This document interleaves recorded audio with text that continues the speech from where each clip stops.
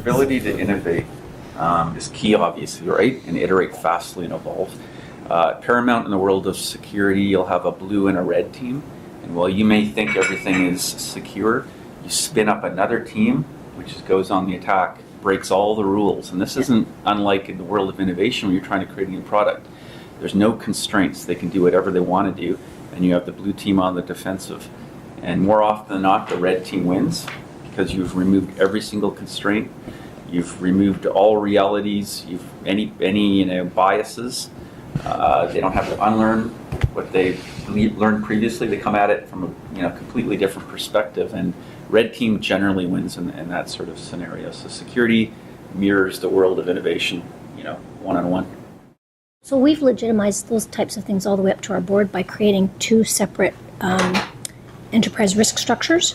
So we have a set of statements that say, here we'll take lots of risk, and this is the kind of risk that's acceptable to us, and the reward for that is this, taking that risk. And in this side we've said it's like a red team, blue team idea, but we've actually done it all the way to the board by getting them to agree to different sets of risk statements, so that on this side we will not take any risk, and so you can't do this on that side.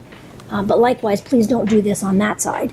And the circumstances that make taking those risks acceptable, so that everybody in the organization can have access to the understanding. Not everybody gets it, but they have access to the understanding about when risk-taking is okay and when risk-taking is not okay. So taking it all the way through risk has helped our board embrace the risk-taking. So talking about risk and boards, I think one of the things that boards typically have to start looking at is the risk as their businesses become more and more reliant on technology. Helen, you sit on a lot of boards. Is IT risk and cybersecurity risk on the radar for the board? That's my goal in life, is to do that. Well, it's become my goal in life. I am sitting on boards for that reason, because I fully believe that there is not enough technology represented at the board level. And frankly, that's why I'm sitting on the boards, because they're recognizing it too. But it's a slow battle because they're not all companies are getting it. But you're absolutely right. It's a critical skill. So we're in the early stages of educating our board that it's not if we get, it's when. So it's really moving that whole traditional from a protect type of philosophy around the threat landscape to really moving to more of that identify and response.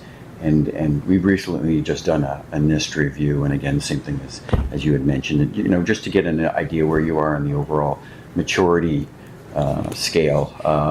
And it's very interesting to just get the board's head around the fact that, guys, this is going to happen, and it's really about how quickly we identify it and then how do we respond to it.